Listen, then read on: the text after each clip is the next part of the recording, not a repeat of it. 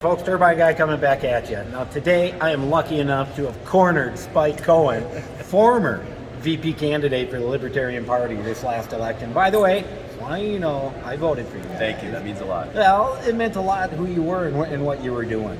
So I wanted to ask you about running. What was it like running as a third-party major candidate? So not just running as a third-party major candidate, but doing it during a pandemic and lockdowns around the country, where we were the first time that the Libertarian Party decided that we were going to run basically a 50-state visit campaign where we ended up visiting, I think, 48 of the states, 48 or 49 of the states, and that was the first time we'd ever done that. And we're doing it during a pandemic when close to half the states are at least partially locked down, or some states were, having quarantines and everything else.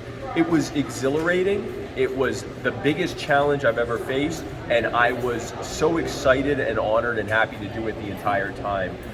One of my favorite things is the fact that about a third of the events that we did were basically illegal because the government offices that give out permits for these types of events were shut down, and so they wouldn't give you a permit. So we just show up and do it anyway. And so, to be able to engage in both a massive nationwide campaign for vice president, but also a massive nationwide campaign of civil disobedience in the face of some of the worst tyranny that we've ever seen, certainly in our time. It was a great honor, and I was happy to do it. You brought up a real point. Even President Trump was afraid to go around and campaign. To the extent we were, yeah. I mean, Joe Biden stayed in his basement. Trump visited a few states, and so did Mike Pence. And Biden, towards the end, went to a couple of places, but no one went to anywhere near what Joe and I did. We went all over the country on buses, flight tours and everything else. There were days I was in 2 and 3 different states. One state doing a early morning event in one state, fly into a lunch event in another state, and then fly or take a bus to do an evening event to cap it off, and then do it all over again the following day. I can only describe it as the most hyperactive thing I've done. And especially a sustained thing over several months, and I was honored to do it. It was an incredible challenge, but I was happy to do it, and I'm happy to do everything I can to help the movement. Well, and help the movement's the point, because there is moving forward, obviously. And we are stuck with these two parties now that just point the finger and go, they're worser than we are. As opposed to proposing solutions, as opposed to looking at freedom and liberty and how we can help people succeed, they're doing this. So that's what you were trying to do, was to get out there and spread the liberty thing. Well, from here on, how do you see the Libertarian Party growing given the pandemic and the just hatred of these two parties? So we have more Libertarian Party members than we've ever had.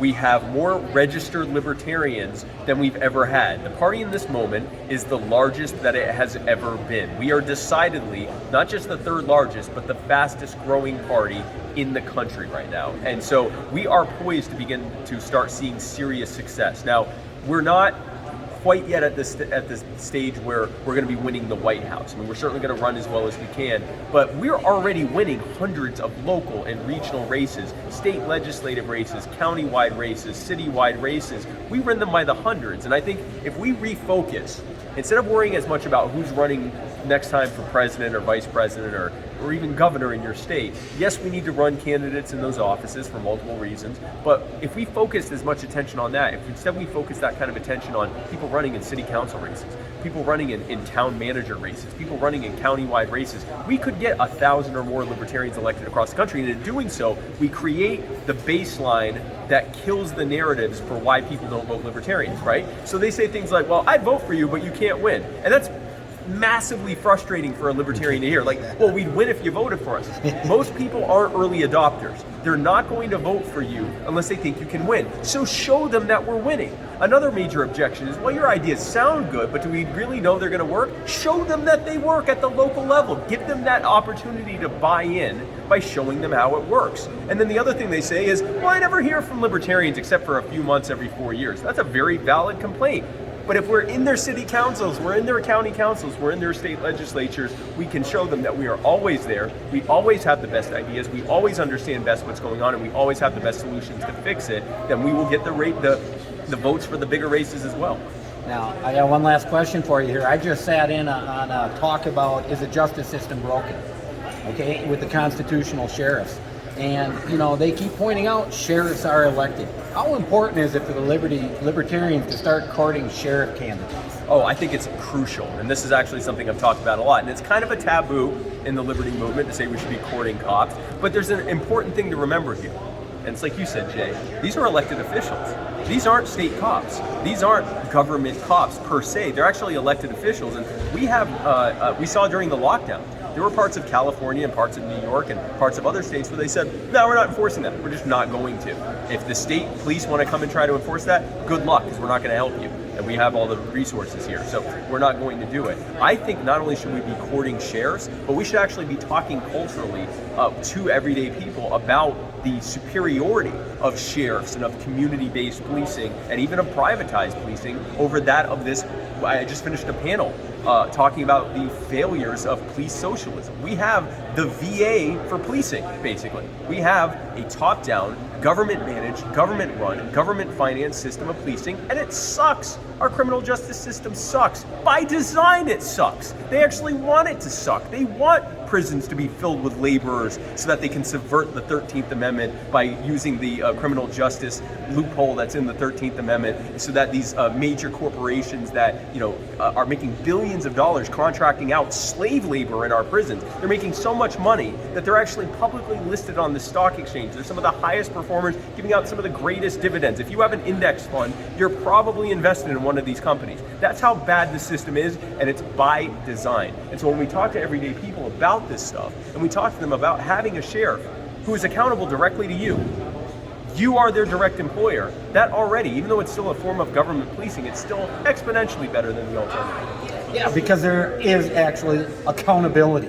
Yes. And that's what I've run into, is there is no accountability with police departments. You make a complaint in Minnesota, it goes to the post board, who then takes that complaint and sends it back to the police department you're complaining about. Yep. I mean, it's a mob. Yeah. Asking the mob to investigate itself. Yeah, the government has investigated the government and found that the government did nothing wrong. Right. Like, and if anyone else, if we left Walmart up to itself to investigate itself and decide if it did something wrong, or if we left, KFC or Chick-fil-A or any other private or any other organization or even individuals, if we said, hey, I think that you did something wrong, Jay, you harmed me, and so I want you to investigate that for me, please.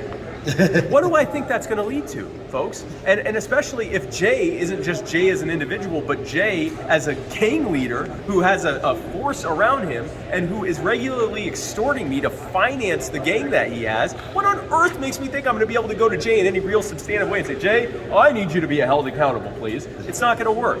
So it doesn't work. This speaks to the libertarian idea of dismantling these bad, oppressive, abusive, tyrannical systems that not only often run counter to the Constitution, but run counter to our ideas of the fact that we should be free, that we do best when we are most free, and that the problems that we are facing are as a direct result of too much power being put in the hands of too few people. That is the libertarian message. We do best when we are most free. It doesn't have to be this way. And if you join us and help us to grow liberty in our communities, take liberty to our halls of power at the city and county and state, eventually the federal level, we don't have to live this way.